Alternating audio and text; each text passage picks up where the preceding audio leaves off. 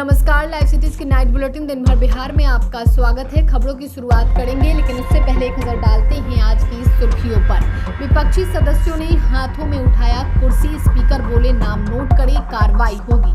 वक्फ bill के मुद्दे पर लालू तेजस्वी के बाद पहुंचे पीके का मुस्लिम संगठनों को समर्थन। तेजस्वी के सीएम फेस पर कांग्रेस प्रदेश प्रभारी बोले मीटिंग के बाद सब तय। डोमिसाइल नीति पर सरकार की सफाई, आरक्षित पदों पर बिहारी अभ्यर्थियों की बहाली। राज्यसभा में कांग्रेस के अखिलेश सिंह और केंद्रीय मंत्री ललन सिंह में भिड़ंत।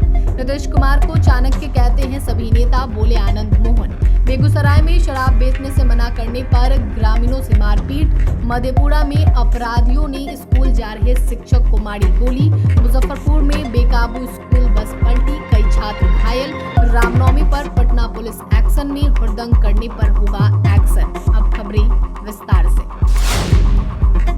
बिहार विधानसभा में विपक्षी सदस्यों के हंगामे के कारण सदन की कार्रवाई बाधित हुई। स्थिति इतनी विकट हो गई कि सदन में मार्शलों को स्पीकर नंदकिशोर यादव ने कहा कि जो भी वेल में आकर कर्मचारियों को चोट पहुंचाने की कोशिश कर रहे हैं उनका नाम नोट करें, उन पर कार्रवाई होगी। हालांकि उनकी बार बार अपील करने के बाद भी सदस्यों का हंगामा जारी रहा। यहाँ तक कि कुछ सदस्यों ने कुर्सी उठाकर विरोध जताना शुरू किया। इस पर स्पीकर ने गहरी आपत्ति जताई।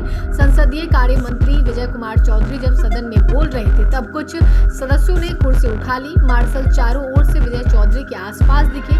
वहीं कुर्सी उठाए सदस्यों से जबरन कुर्सी नीचे रखवाई गई।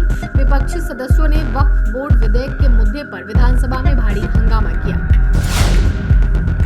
वक्फ कानून के संशोधन के विधेयक में देश के तमाम मुस्लिम संगठन लगातार विरोध प्रदर्शन कर रहे हैं। इसी कड़ी में बिल के विरोध में all India Muslim personal law board ने पटना के गर्दनीबाग इलाके में धरना प्रदर्शन किया। इस विरोध प्रदर्शन में नेता प्रतिपक्ष तेजस्वी यादव और लालू यादव भी शामिल हुए। धरना प्रदर्शन के दौरान तेजस्वी यादव ने मुस्लिम समाज के नेताओं को यकीन दिलाया कि राजद वक्फ कानून के साथ है और इसमें संशोधन का पूरी तरह से विरोध करेगी। लालू और तेजस्वी के समर्थन के ऐलान के तुरंत बाद जनसुराज के संस्थापक प्रशांत किशोर भी धरना प्रदर्शन में शामिल हुए और मुस्लिम नेताओं को समर्थन देने का ऐलान किया। धरना प्रदर्शन में शामिल होने के दौरान तेजस्वी ने कहा कि अगर आप एक कदम चलेंगे तो हम 4 कदम चलेंगे, अगर एक होकर हम लड़े तो इंशाअल्लाह हमारी जीत होगी।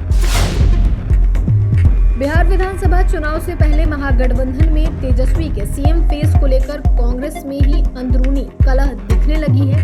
बिहार कांग्रेस के प्रभारी कृष्णा अल्लावरू ने तेजस्वी यादव को महागठबंधन का सीएम फेस मानने से इनकार कर दिया है।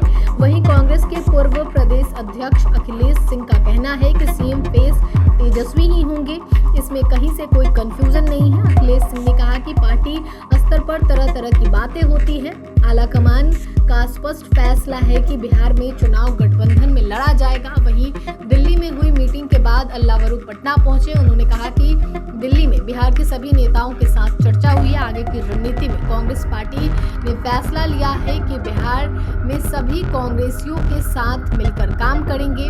अभी जो कांग्रेस पार्टी की रणनीति बनी है वह आने वाले दिनों में पूरी तरह क्लियरिटी के साथ आप लोगों को पता चल जाएगा।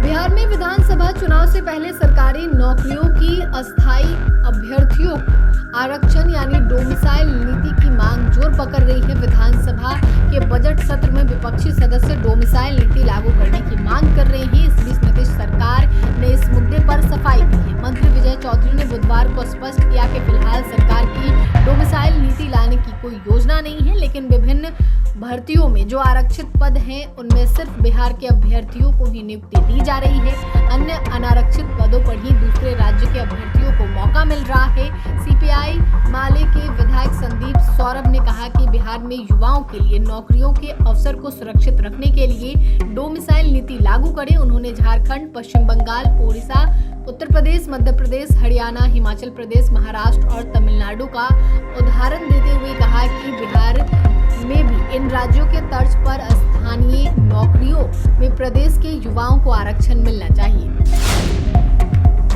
राज्यसभा में प्रश्नकाल के दौरान बिहार से कांग्रेस के सांसद अखिलेश प्रसाद सिंह ने डेयरी मंत्रालय से दुग्ध उत्पादन को लेकर सवाल पूछा था, जिसका जवाब सरकार की ओर से मंत्री ललन सिंह ने दिया। जवाब के बाद सभापति जगदीप धनखड़ ने सप्लीमेंट्री के लिए उनका नाम लिया। सप्लीमेंट्री पूछने अपनी सीट पर खड़े हुए अखिलेश प्रसाद सिंह ने हिंदी के उत्तर में अनुवाद को गलती का मुद्दा उठाया और इसे गंभीर बताया।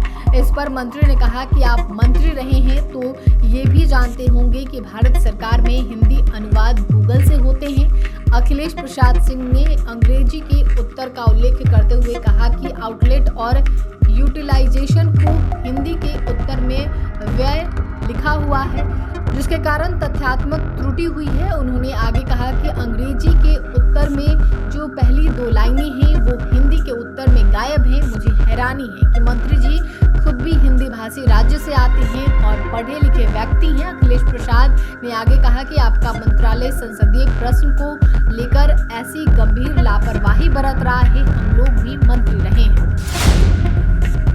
मुख्यमंत्री नीतीश कुमार की राजनीतिक क्षमता पर उठ रहे सवालों पर पूर्व सांसद आनंद मोहन ने जवाब दिया है। उन्होंने कहा है कि नीतीश कुमार पिछले 2 दशकों से बिहार की राजनीति में महत्वपूर्ण भूमिका निभा रहे हैं। पूर्व सांसद ने कहा कि नीतीश कुमार ने अपनी नीतियों से न सिर्फ बिहार बल्कि देश की राजनीति को भी प्रभावित किया है। पूर्व सांसद का कहना है कि गठबंधन से बाहर होने वाली पार्टियां ही उनकी कार्यशैली पर सवाल उठाती है, लेकिन जब वह पार्टियां गठबंधन में शामिल होती हैं तो उन्हें चाणक्य कहने लगती है। आनंद मोहन ने आगे कहा कि नीतीश कुमार के कार्यकाल में बिहार ने विकास की नई ऊंचाइयों को छुई है। उन्होंने बिहार को बीमारू राज्य की श्रेणी से निकालकर विकासशील राज्य बनाया है। उनके शासन में सड़क, शिक्षा, स्वास्थ्य और कानून व्यवस्था में सुधार हुआ है। बेगूसराय में शराब माफियाओं का गुंडागर्दी उस समय देखने को मिला जब गांव के लोगों ने शराब बेचने और बनाने से मना किया तो नाराज होकर शराब माफियाओं ने ग्रामीणों पर हमला कर दिया। इस हमले में मुखिया पुत्र समेत 5 लोग घायल हो गए, जिसका इलाज बेगूसराय के सदर अस्पताल में चल रहा है। वहीं शराब माफियाओं के हमले के बाद ग्रामीण उग्र हो गए और शराब माफियाओं को लोगों ने पकड़कर बंधक बना लिया। वहीं इस घटना के बाद इलाके में दहशत का माहौल बना हुआ है। इस घटना के संबंध में गांव के मुखिया ने बताया कि गांव में एक पंचायत बुलाकर उस पंचायत में फैसला लिया गया था कि जो भी लोग शराब बना रहे हैं और पी रहे हैं उसको मना किया जाए। उन्होंने बताया कि फैसला लेने के बाद इस गांव के कुछ लोग शराब खुलेआम बनाकर बेच रहे हैं। उन्होंने बताया कि सभी लोग एकत्रित होकर गांव में घूम कर लोगों से शराब पीने और बेचने को मना किया जा रहा था। तभी गांव के ही शराब बनाने वाले युवक ने सभी लोगों पर हमला कर दिया।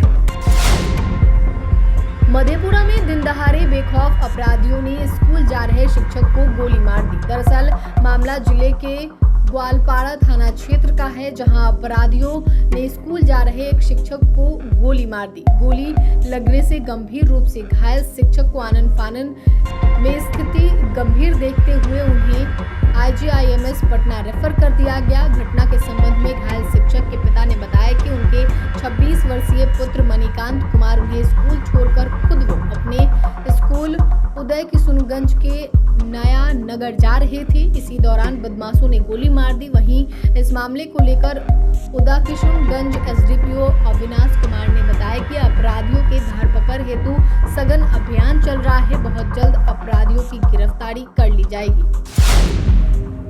मुजफ्फरपुर में बच्चों को स्कूल ले जा रही बस पलट गई। इस हादसे में कई बच्चे घायल हो गए। घटना के बाद मौके पर हड़कंप मच गया।